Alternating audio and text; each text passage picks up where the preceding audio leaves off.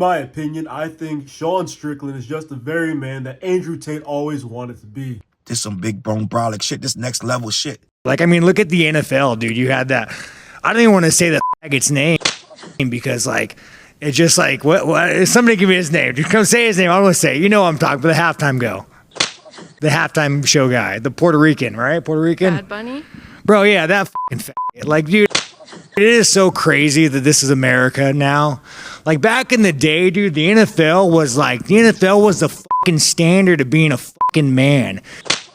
And now every fucking year, the NFL, I think they all get together around a table and say, you know what, guys? How do we fucking ruin this sport? How do we get it up? How do we fucking ruin it?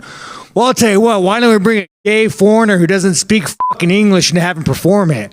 Like, get the fuck, and then you have like, yeah, dude, it's like, the NFL is like fucking pathetic these days. So even like the NFL players fucking probably hate it. Yeah, no. NFL's gay. I think we'd all agree the NFL got real gay lately. Now, I never liked Sean Strickland, and I never even found out about him until the rise of the influencer fights, and he was just defecating on every single one of them, to include alpha males such as the Tate brothers, ironically enough, because I say Andrew Tate wants to be Sean Strickland, but it's more like Andrew Tate pretends to be Sean Strickland, only with more money. But the times he's opened his mouth talking about manhood, what manhood is to him, you think this makes a man, da-da-da-da-da. Something just clicked into my brain. This is not the guy I should be supporting in any time, any fashion whatsoever. And then fast forward to now, and he's out here tweeting that he supports ICE. Of course he does. So from tweeting that he supports ICE to the Super Bowl football, NFL now is gay, to women shouldn't be fighting. Oh, fuck me, dude. Rhonda and Gina. Whoever thought about that, man? Are they going to be half naked? I guess I will be half naked. Might be make it a little better. I don't know. Do you guys care about Gina and Rhonda? No, you know nobody gives a fuck. Dude, maybe if you put some oil on it, you know, do some dollar bills, people might give a fuck. But really, like, not many people give a fuck about women's MMA in general. You know, it's like the WNBA. Everyone's like, oh, like, dude, no one gives a fuck about women's sports.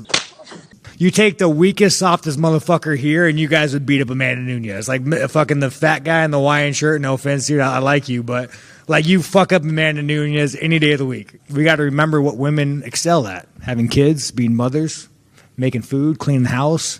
The problem is we've empowered them too much to ruin society. Because no one cares about women's MMA. He's just another alpha male, except he's got mainstream appeal. Just another bigoted individual. His claim that the NFL just gets gayer and gayer with every passing year. I look at the NFL as I would their typical 9 to 5. Fuck them. Get your money, stack it up, save it, and take care of your family and leave. The NFL is a billion, maybe on the verge of $1 trillion organization, doing what it's got to do to make money, and keep you needing them. Many people are not aware that the league minimum is about $700K per contract, and the typical contract length is 3 to 5 years. So the typical person will think that's a lot of money. That's great. The reality is that's $700K throughout the span of 3 to 5 years. When you break that down and factoring in approximately 41%, and the reason why I came up with 41% is because the average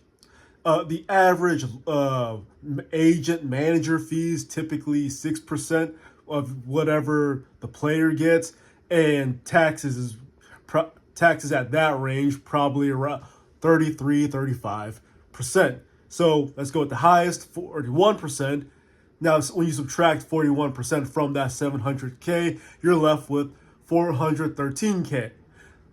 Guess what? Still a lot of money, right? But when you break it down over 3 years, that's around the ballpark of $137,000 a year.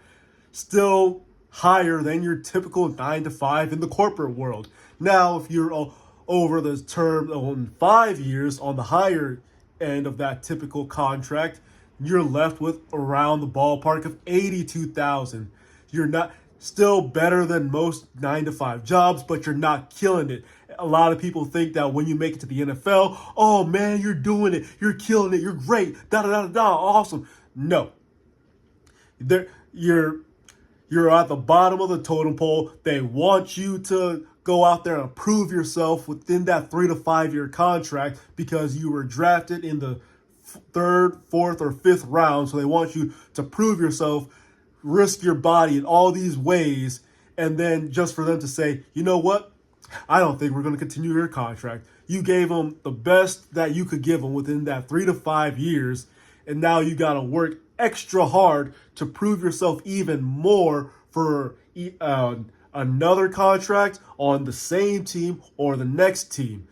They're all about taking their money. They're all about mainstream, widestream appeal. I don't give a damn that they brought on Bad Bunny because all they're trying to do is tap into that World Cup market, that international market, because Bad Bunny is huge all over the world. They don't care about their fans. They don't care about anything. They just want to make their money. And him talking all this crap about women, no one really wants to see women do this. No one really wants to see women do that. That's not true. All types of people who are legitimately into fighting, and when I say into fighting, I mean people who actually go out to fighter events, people who actually watch the combat sports. They like good fighting regardless of whoever you are. Saying the average dude would beat up Amanda Nunes is crazy. Throwing bombs, bro. Anyone who knows anything about trained people actually knows that yes, a trained woman will take down a lot of people. That's why it's called training. The average dude is literally just that, the average dude. He doesn't have any sense of fight, doesn't have any sense of combat ability. He may have some sense of durability or conditioning if he walks every now and then, if he lifts some weights every now and then, but he's just saying all this stuff to be a shock jock, because that's all he is. He just talks his shit, gets whatever he wants out, says his intrusive thoughts out loud, because his intrusive thoughts is that white men rule the world.